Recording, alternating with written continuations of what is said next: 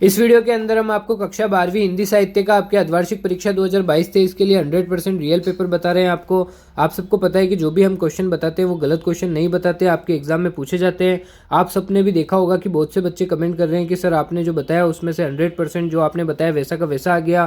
कोई बच्चे कह रहे हैं कि सर 50% प्रश्न मिले और कोई बच्चे कह रहे हैं कि सर मिला ही नहीं है, आप तो गलत वीडियो बनाते हो, फेक वीडियो बना रहे हो। तो आपको बताते हैं वो फेक वीडियो नहीं है, हम बहुत अच्छे क्वेश्चन आपको बता रहे हैं। अब सभी जिलों के अंदर क्या होता है, राजस्थान में अर्धवार्षिक का पेपर अलग आता है, सभी का पैटर्न अलग है, पर सिलेबस सबका सेम है पर पैटर्न सबका अलग है और अलग अलग पेपर आता है। बोर्ड का पेपर ही सभी जिलों में सेम आता है, बाकी अर्धवार्षिक का अलग अलग आता है। इस वजह से तो किसी जिले में तो हमारे 100% बैठ रहे हैं सवाल, तो किसी जिले में आपके देखो 50% बैठ रहे हैं, किसी जिले में 80% बैठ रहे हैं और किसी जिले में समझो 20% बैठ रहे हैं। तो अब इसमें हमारी गलती नहीं है। अगर आप चाहते हैं कि आपके प्रश्न बैठे तो आपको एक तो पहले पूरी वीडियो देखनी चाहिए। एक तो बच्चे पूरी वीडियो नहीं देखते हैं और फिर वो अपने ज़िले का नाम बताते हैं कि सर हमारे ज़िले में आए ही नहीं। उनका पेपर जब हम देखते हैं तो पता चलता है कि उसमें से वीडियो में से लगभग 5 से 10 क्वेश्चन आए।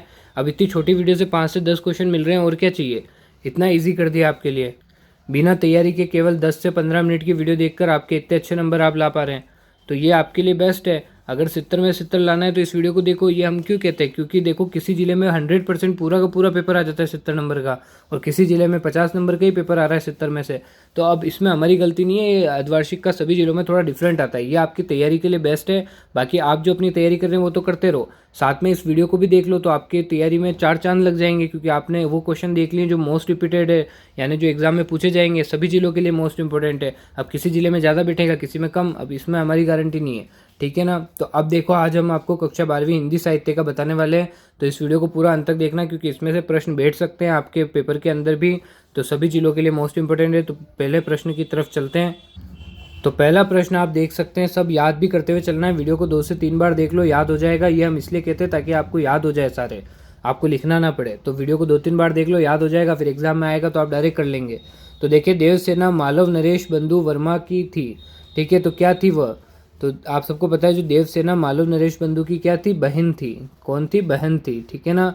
आगे देखिए आप, सरोज स्मृति गीत है। सरोज स्मृति गीत कौन सा है, तो व्यंग्य गीत है, स्मृति गीत है, आनंद गीत है या शोक गीत है। तो आप सबको पता है कि जो सरोज स्मृति है वो एक शोक गीत था, ठीक है ना। सरोज की स्मृति में लिखा गया था वो गीत। तीसरा देखें आप, शुक्ल जी के समवयस्क मित्रों को हिंदी प्रेम मंडल का नाम लोगों ने रख दिया था। तो देखिए आप, निरसंदेह लोग, ठीक है ना। तो देखो, जो शुक्ल जी थे उसका समवयस्क मित्रों की हिंदी प्रेम मंडली का नाम क्या रखा था, निसंदेह लोग, ठीक है ना, निसंदेह लोग। चौथा देखें आप, घड़ी के दृष्टांत से लेखक ने व्यंग किया, तो किस पर किया, धर्म उपदेशकों पर। किस पर, धर्म उपदेशों पर, ठीक है, उपदेशकों पर, धर्म उपदेशकों पर किया था। अब देखो आपके, या तो देखो 1 नंबर का प्रश्न ऐसे पूछ लेगा, और चाहे तो ऑप्शन भी दे सकता है, डायरेक्ट ऐसे पूछ ले, घड़ी के दृष्टांत से लेखक ने व्यंग किया था, किस पर किया था, तो ऐसे पूछ ले आपसे, तो ऑप्शन ना दे। तो इसलिए आपको 2-3 बार वीडियो देखनी, याद हो जाएगा आपको। और सारे मोस्ट इंपॉर्टेंट है, एक भी प्रश्न मत छोड़ना, वरना बाद में पछताओगे।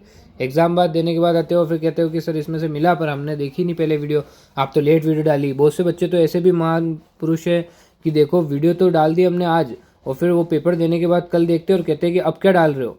अरे भाई, पहले ही पेपर डाल रखी है, पहले एक बार डेट तो देख लो कि पहले ही बता दिया हमने पेपर। तो ये है आपका। देखो अब 5वां प्रश्न, सन खालिस्तान के लगभग ब्रजमोहन व्यास कौशाम्बी गए थे। कब गए थे, आप सबको पता है 1936 में। कब गए थे, 1936 में, ठीक है ना। 1936 में ब्रजमोहन व्यास कौशाम्बी गए थे। सारे प्रश्न मोस्ट इंपोर्टेंट है। देखें आप, छठा, बालक ने इनाम में खालिस्तान मांगा था। क्या मांगा था, ये आप कमेंट करेंगे, बहुत इजी सवाल है, ये आप कमेंट करके बताएं। 7वां देखें आप, कंठ रुकता जा रहा है, आ रहा है खालिस्तान देखो। क्या आ रहा है, काल।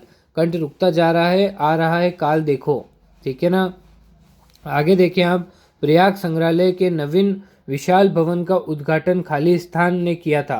तो किसने किया था, तो आप सबको पता है जो प्रयाग संग्रहालय था उसका नवीन विशाल भवन का उद्घाटन किसने किया था, जवाहरलाल नेहरू ने। किसने किया, पंडित जवाहरलाल नेहरू ने, ठीक है। तो प्रयाग संग्रहालय के नवीन विशाल भवन का उद्घाटन जवाहरलाल नेहरू जी ने किया था, याद भी करते जाएं। 9वां देखें हम, यह दीप अकेला में दीप व्यक्ति, ठीक है, व्यष्टि और व्यक्ति का प्रतीक है। तो हाँ या ना, तो हाँ है इसमें राइट उत्तर हो जाएगा। आगे देखिए आप, 10वां, निराला की पुत्री का लालन पालन उनकी नानी के घर हुआ था। क्या ये सही है कथन? ये सही है बिल्कुल, कि निराला जी की जो पुत्री थी उनका लालन पालन कहाँ पे हुआ था? नानी के घर पे हुआ था। ठीक है ना। 11वां प्रश्न देखें आप, भारत को जयशंकर प्रसाद ने अनजान अतिथियों को आश्रय देने वाला देश कहा है? तो क्या सत्य है? हाँ। तो देखें आप, भारत जो है उसको जयशंकर प्रसाद ने क्या कहा? अनजान अतिथियों को आश्रय देने वाला देश, जो बाहर से आए हुए लोगों को भी अपने जगह देता है भारत। ठीक है, भारत उसको रहने का स्थान देता है। तो हाँ, इसमें आ जाएगा। आगे देखिए आप, आगे आपको बहुवैकल्पिक प्रश्नों में ये दिया हुआ है सही जोड़े मिलान का प्रश्न है आपके। तो देखिए इसमें रचना दी रखी है और लेखक का नाम दे रखा है। तो कौन सी रचना किस लेखक ने लिखी है याद भी करते चले, क्योंकि क्या पता आपके मिलान ना है, आपसे ऐसे पूछ ले संवंध्या रचना किसने लिखी।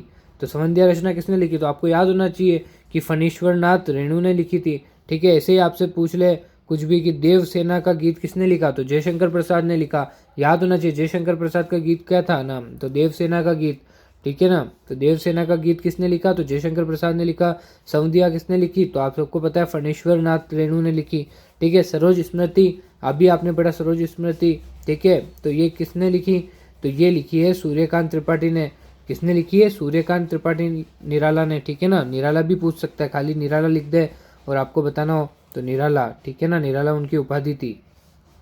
आगे देखें आप आगे आपको दे रखे प्रश्न, अपठित पद्यांश को पढ़कर निम्नलिखित अतिलघुतात्मक प्रश्नों के उत्तर देने हैं। तो ये आपको पद्यांश दे रखा है, इसको आपको पढ़ना है और इन प्रश्नों के उत्तर देने हैं। अब पद्यांश सब में अलग आ सकता है कि अपठित है। आप सबको पता है अपठित मतलब क्या होता है, जो आपने कभी नहीं पढ़ा हो। तो अब सेम टू सेम भी मिल सकता है आपके पेपर के अंदर, और चाहे तो अलग भी दे सकता है आपका पेपर, जो आपके डिस्ट्रिक्ट में अलग भी आ सकता है। तो इसको छोड़ सकते हो आप, इसकी तैयारी मत करो। जो प्रश्न उत्तर है उन सब की तैयारी करनी है आपको। अभी हमने बाकी छोटे छोटे प्रश्न बता दिए। 15वां देखें आप, बड़ी बहुरिया उसमें मायके संदेश को क्यों भेजना चाहती है। ठीक है, अपने मायके को संदेश क्यों भेजना चाहती है। और ये देखो, पसोबा की प्रसिद्धि का क्या कारण है और लेखक कहाँ क्यों जाना चाहता है। ठीक है, वहाँ क्यों जाना चाहता है। 16वां देखें, बालक बच गया लघु कथा का क्या संदेश है। बालक बच गया जो लघु कथा है उसका क्या संदेश था, ये भी आपको बताना है। आगे देखें आप, घड़ी के पुर्जे कहानी का उद्देश्य क्या है। घड़ी के पुर्जे कहानी का उद्देश्य क्या है, या दिमाग में सोचते हुए चलें। अगर आपको याद है तो अपने माइंड में सोच लें कि इसका स्ट्रक्चर क्या है इस आंसर का। ठीक है, ज़्यादा अभी टाइम आपके पास कम है तो आप ऐसे स्ट्रक्चर सोच सकते हो। जिसमें बिल्कुल आपको आइडिया ही नहीं आ रहा है तो उसको एक बार आप किताब खोल के पढ़ लें। रामचंद्र शुक्ल का लेखक परिचय लिखिए। ठीक है, मोस्ट इंपॉर्टेंट है रामचंद्र शुक्ल का लेखक परिचय। ठीक है, और सूर्यकांत त्रिपाठी निराला का भी लेखक परिचय, और जयशंकर प्रसाद का कवि का परिचय। ठीक है, ये तीनों के जो हमने नाम बताए, इन तीनों का लेखक परिचय में से एक आपके 100% आ सकता है। आगे देखिए आप 18वां, ये दीप अकेला कविता का मूल भाव क्या है। ऐसे भी पूछेगा सवाल, मूल भाव पूछेगा जिसमें आपको पाठ का सार बताना होगा। तो मूल भाव क्या है, यह दीप अकेला कविता का, तो ये आपको बताना है। आगे देखें आप, खाली कटोरों में बसंत का उतरना पंक्ति में कवि का क्या तात्पर्य है, ये भी आपको बताना है। आगे देखें आप, माधुर्य गुण की परिभाषा।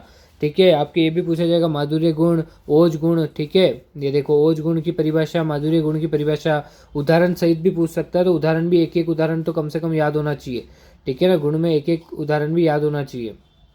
और देखो काव्य दोष किसे कहते हैं, परिभाषा लिखे। यहाँ पे ये भी पूछ सकता है काव्य गुण किसे कहते हैं, उसकी परिभाषा लिखे। तो ये दोनों आपको आने चाहिए। ठीक है ना। और त्रुटि कर्तृत्व दोष की परिभाषा लिखिए।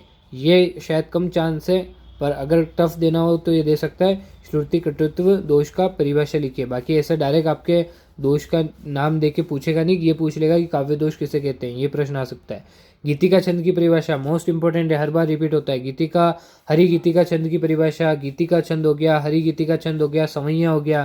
ठीक है, ये सब आपसे बार बार पूछते हैं। इस पर हमने देखो छंद पर एक वीडियो बना रखी, बहुत ही शानदार है, चैनल पर मिल जाएगी। छंद पर वीडियो है एक तो बहुत शानदार, और एक अलंकार पर भी वीडियो है आपके। तो अलंकार वाली वीडियो भी आप देख सकते हो। छंद अलंकार पर बहुत शानदार वीडियो, देखते ही याद हो जाएगा, तो फिर आप तुरंत इसका उत्तर लिख पाएंगे। आगे देखें आप, फिर आपको दीर्घ उत्तरात्मक प्रश्न दिए जाएंगे। तो ये आपके 3-3 नंबर के, तो इनको भी आपको, अब देखो पैटर्न भी हर जिले में थोड़ा थोड़ा अलग आ रहा है, ये भी बता देते हैं आपको। जो पैटर्न है उधर हर जिले में अलग आ रहा है। कहीं पे तो MCQ क्वेश्चन आ रहे हैं, मतलब ऑब्जेक्टिव वाले क्वेश्चन आ रहे हैं 5-6, और कहीं पे तो MCQ आ ही नहीं रहा है बिल्कुल भी। तो ये सब पे वेरी करता है, पर इनमें से क्वेश्चन जरूर आपको देखने को मिलेंगे। तो ये सारे क्वेश्चन आपको अच्छे से तैयार करने हैं। ये देखो आप, ये सारे क्वेश्चन निबंध, इन चारों को तैयार कर लेना, काम हो जाएगा। एक बार पढ़ के जाना निबंध, पढ़ के जाओगे तो दिमाग में याद रहेगा, तो आप इजीली उसका स्ट्रक्चर बना के अच्छे से लिख पाएंगे। शिक्षा का अधिकार पर निबंध। ठीक है, दूसरा देखिए जल संरक्षण आज की आवश्यकता, बेटी बचाओ बेटी पढ़ाओ, राजस्थान की सभ्यता और संस्कृति, तो ये सब आप तैयार कर लेना। और देखें हम ये आपके समाचार लेखन में किस शैली का प्रयोग किया जाता है, उसका भी आपसे पूछ सकता है, ठीक है। पत्रकारिता लेखन में किन किन बातों का ध्यान रखना चाहिए, मोस्ट रिपीटेबल है, मोस्ट इंपॉर्टेंट है और मोस्ट रिपीटेबल क्वेश्चन है, ये बार बार पूछेगा आपसे। तो ये सब इनमें से एक भी प्रश्न मत छोड़ना। अगर ये सारे प्रश्न आपने तैयार कर लिया ना, तो समझो 70 में से 50 प्लस तो ईजिली आ जाएंगे, 50 प्लस तो ईजिली आ जाएंगे। और अगर पूरा सही पूरा का पूरा पेपर आ गया सेम टू सेम, तो 70 में से 70 ईजिली आ जाएंगे। इसको पूरा तैयार कर लेना, क्योंकि भरोसा नहीं, कुछ भी प्रश्न आ सकता है इनमें से, ठीक है। आप आगे आगे कर लो और पीछे पीछे के छोड़ दो, तो फिर आपको पता चले कि पीछे पीछे तो सारे आ गए और आगे आगे के आए नहीं। तो ऐसे भी हो सकता है कि आगे आगे से तो 2-3 ही आए और पीछे पीछे से तो हमारे देख लो 8-10 क्वेश्चन आ रहे हैं और हमने वो तैयार ही नहीं किए। तो ऐसे गड़बड़ मत करना, तैयार कर लेना। और आपको देखो इन सबको तैयार करना है, और अगर इनमें से कोई प्रश्न का उत्तर नहीं मिल रहा है तो कमेंट कर देना। और आप चाहो तो कमेंट करके भी इनका उत्तर बता सकते हो, दूसरे बच्चों का ही फायदा होगा। किसी को समझो ये वाला प्रश्न आता है, किसी को ये वाला प्रश्न आता है, तो आप कमेंट कर दें। आजकल तो हिंदी टाइपिंग का भी आ गया है, आप उसमें बोलकर भी बोलेंगे तो हिंदी टाइप हो जाएगा, तो उसमें आप लिख दें कमेंट के अंदर। तो इनका उत्तर अगर आप कमेंट में लिखेंगे तो आपकी भी तैयारी हो रही है, सामने वाले की भी तैयारी हो रही है। और अगर उत्तर गलत होगा तो हम बता देंगे कि ये उत्तर गलत है, इसको इस तरीके से नहीं लिखना चाहिए, तो आपको कमेंट में भी रिप्लाई दे देंगे, ठीक है। और सबका सोल्यूशन करना अभी पॉसिबल नहीं, क्योंकि बहुत सारे पेपर हमारे पास आ रहे हैं और सभी बच्चों को पेपर चाहिए, और सभी बच्चे बहुत ज़्यादा कमेंट भी कर रहे हैं, मैसेज भी कर रहे हैं कि सर पेपर लाओ। तो इसलिए अभी पूरे का सोल्यूशन करना पॉसिबल नहीं है, बाकी हम सोल्यूशन कर देते हैं। थैंक यू फॉर वॉचिंग, मिलते हैं नेक्स्ट वीडियो में। और किस वीडियो चाहिए, किस विषय का पेपर चाहिए, वो भी कमेंट कर देना, वो भी आपको मिल जाएगा।